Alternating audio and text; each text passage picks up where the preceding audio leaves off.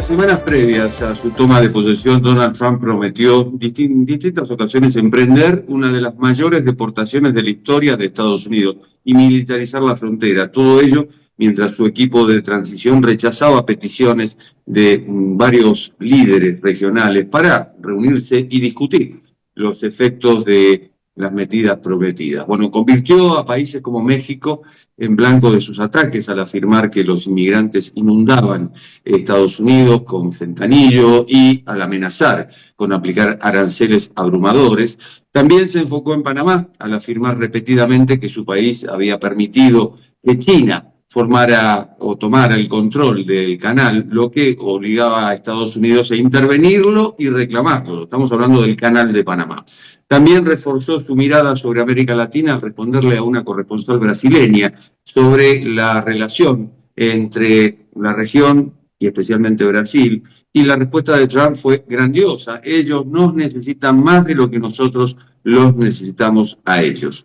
Entre esta batería de medidas que Donald Trump adoptó poco después de su toma de posesión, muchas, como se ve, que conciernen a América Latina y el Caribe. Y para ello, para explicarlo, hemos convocado a Armando Chaguacera, que es politólogo e historiador cubano-mexicano, licenciado en Historia y máster en Ciencia Política por la Universidad de La Habana, doctor en Historia y Estudios Regionales por la Universidad Veracruzana. Armando, ¿hay un cambio de hábito, un cambio de rumbo? ¿Cómo se ve esto desde allí? A ver, bueno, primero, lo primero que se ve es que América Latina vuelve a estar en una prioridad de Estados Unidos. Más allá de que Trump diga esta frase bárbara, como ha dicho otras, poco diplomática, de que no nos necesitan, nos necesitan más que nosotros a ellos, el hecho es que se pone en la agenda por las causas que sea, bajo un grupo de parámetros, el tema migración, el tema de la triada autocrática, Cuba, Nicaragua, Venezuela, el tema infausto este de lo de Panamá, que es una enorme torpeza política, para otros es un nuevo estilo, más bien un viejo estilo que se renueva, pero de manera que tenemos suficientes elementos para decir que el tema América Latina está como nunca, y lo han dicho analistas como Ryan Berg y otros, como nunca en la agenda en los pasados 20 años. Ese cambio y esa, digamos, aceptación de América Latina, más allá de lo que dijo Trump, implica nuevas alianzas de Estados Unidos en América Latina.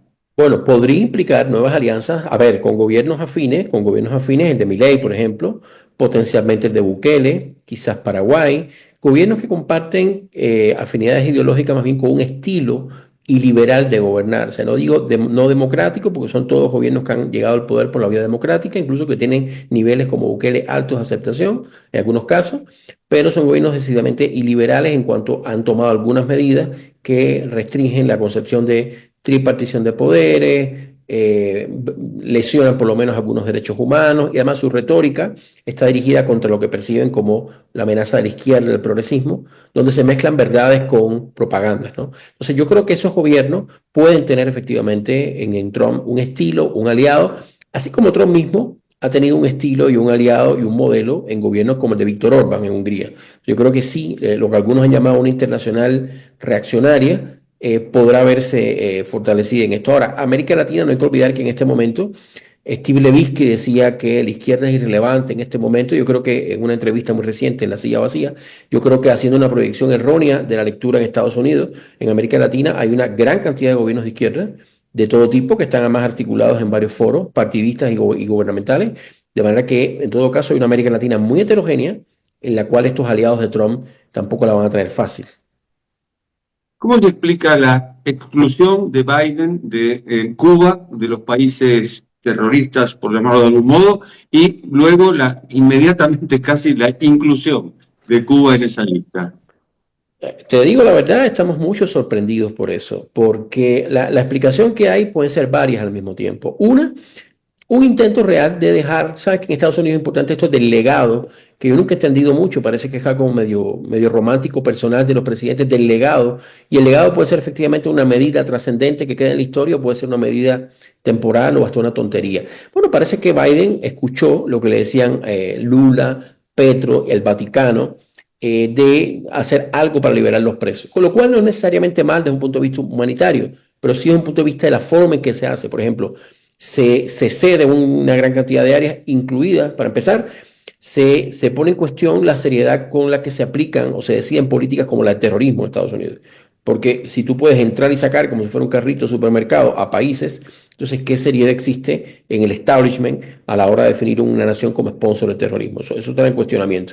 En segundo lugar, y eso sí es muy cuestionado, se saca de la lista a un conjunto de empresas de la oligarquía militar castrista que en noticias recientes, en medio de la más profunda crisis que recordemos en Cuba, se ha detectado que han amasado una fortuna de miles de millones de dólares en activos y en finanzas. Y eso sí es cuestionado. Y bueno, se quita de la lista y en contraparte el Estado cubano no dice que lo está quitando en quid por quo, sino que soberanamente está decidiendo. Con lo cual ahora, con el rollback de Trump, queda el Estado cubano en entredicho, porque si el Estado cubano nunca dijo que esto era, ¿verdad?, una medida que daba en reciprocidad a otra, sino que era una decisión soberana, bueno, ¿qué va a hacer ahora? ¿Va a seguir escarcelando a los presos soberanamente o va a meterlos para atrás a los que sacó o no va a sacar más, demostrando que está abusando a los presos como rehenes? Yo creo entonces que puede ser una mezcla de una decisión humanitaria, atendiendo a los aliados, la idea de dejar algún legado, en una política que ha sido bastante errática respecto a Cuba, pero con grandes errores como estos de ceder, de desacreditar una política del Estado norteamericano y de ceder ante un tema de la oligarquía militar. La decisión humanitaria concierne también a los cubanos que están indocumentados en Estados Unidos y que hoy pueden ser sujetos de deportación. Mira, pero ahora mismo eso está en cuestión, porque con el fin de legislaciones migratorias, incluso que estaba el CBP-1, con el fin de medidas que estaban permitiendo que no solo cubanos, sino de otras nacionalidades fueran procesados en medio de la mayor ola migratoria que ha llegado a Estados Unidos en los últimos años, irregular, todo esto está en cuestión. Y de hecho, una de las medidas que vamos a poder ver con Trump es que seguramente un endurecimiento migratorio general que incluso afecta a los cubanos, ¿no? Luego hay algo que es muy polémico, que no se quiere discutir, no lo queremos discutir los cubanos, que es, por un lado es cierto que la migración cubana obedece no a una migración económica normal, sino a un régimen en lo cual lo político y lo económico va de la mano, de manera que todos los emigrantes cubanos en buena medida son emigrantes exiliados políticos de una u otra manera, o por lo menos una categoría intermedia. Es decir, tienes exiliados políticos claros, la gente que se opuso al régimen, tiene gente que sale porque ha tenido presiones políticas de bajo nivel o participó en una protesta, qué sé yo, y mucha gente que quizás nunca se enfrentó al gobierno, pero que escapa de las políticas de un gobierno, Estado y régimen, que es la misma cosa. Ahora, es cierto también que parte de esa migración llega a Estados Unidos, recibe una serie de ayudas y de políticas, y parte de esa población, así como parte se ha vuelto muy trompista, un efecto de socialización política, parte de esa población después regresa a Cuba, hace turismo, y eso efectivamente está mal. Está mal porque no estás honrando el estatus que tú declaraste bajo promesa cuando llegaste a Estados Unidos, y está mal porque no estás ahí usando un privilegio, un estatus que no tienen otros latinoamericanos. Entonces yo creo que esta situación en la que los cubanos vamos a ver un trato igual de discriminatorio, de restrictivo que otros latinoamericanos, en general es malo, como es malo para todos, pero yo creo que también va a hacer pensar a algunas y algunos cubanos que, sin haber sido opositores al gobierno, han usado este privilegio de una manera bastante irresponsable. ¿Despierta expectativas Marco Rubio como secretario de Estado? Sí, porque de alguna manera, y esto es muy gracioso, mira, si nos ponemos de la lógica de las políticas identitarias y el valor de lo simbólico, que ha sido muy clave en el progresismo, pero que también ahora está siendo clave en esta nueva derecha, los orígenes importan, la memoria importa, la identidad importa, solo que en América Latina, por ejemplo, pocos movimientos feministas se han solidarizado, casi ninguno, con María Corina Machado o con Yanina Añez, y sin embargo, por razones, si la identidad es lo que define nuestro posicionamiento frente a ellos, debieran haberlo hecho. Yo creo que también pasa con Marco Rubio. Es decir, es un hijo de migrante, una persona que llega, que es el sueño americano hecho realidad, que asciende. Y yo creo que debiéramos verlo con esa mezcla de reserva por ser un alto funcionario de un gobierno iliberal como el de Trump, no antidemocrático, pero sí liberal, muy problemático en el tratamiento de derechos, incluidos nuestros derechos de la comunidad latinoamericana y latina, pero al mismo tiempo él es un latino y además creo que es, no sé si coincidirás conmigo, de lo mejor bueno que ha estado ahí en términos de ser una persona de establishment, de carrera, que cuida su discurso, que entiende América Latina, de manera que ante otros nombramientos que son para espantarse, creo que el de Rubio es para agradecer y repito como comencé, si aplicamos la lógica de representación simbólica de la que es muy caro para el progresismo, bueno, entonces tendríamos que alegrarnos que un latino de origen de clase trabajadora llegue a ser el canciller de la mayor potencia del mundo.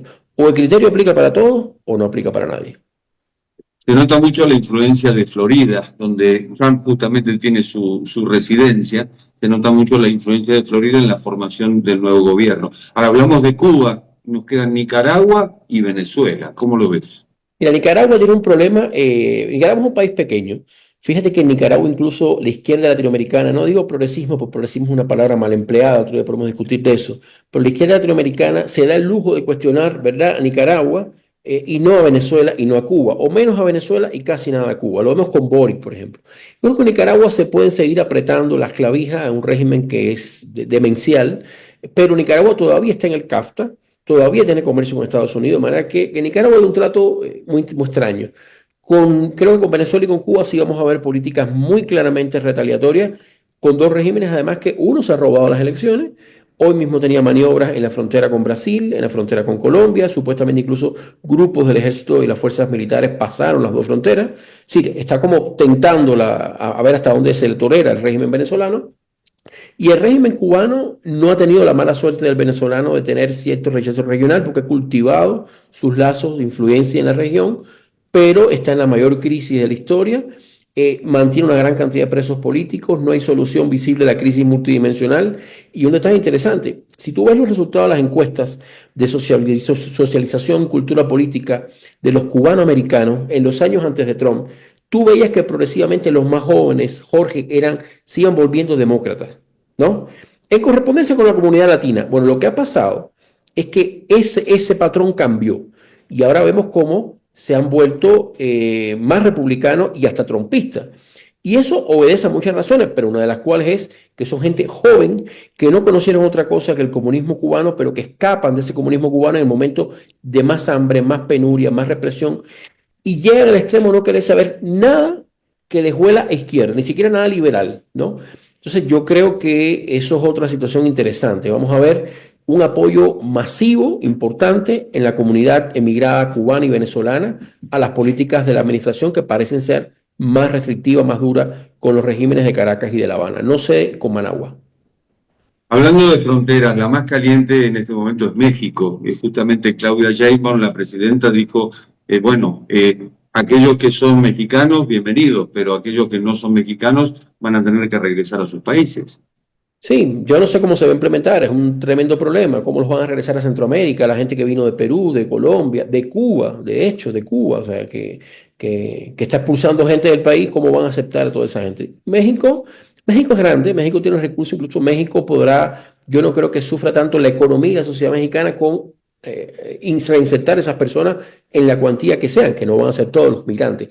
Más bien se va a resentir la remesa, el comercio, etcétera. Ahora, ¿qué va a pasar con esos migrantes no mexicanos, es decir, que no tienen familias, que dejaron todo? Es una gran pregunta y ahí las violaciones de los derechos humanos de esa pobre gente están al orden del día. Armando, muchísimas gracias. De nada. Y esto ha sido Cuarto de Hora, el programa de Cadal TV que se retransmite por el canal E de Buenos Aires. Nos encontramos en la próxima.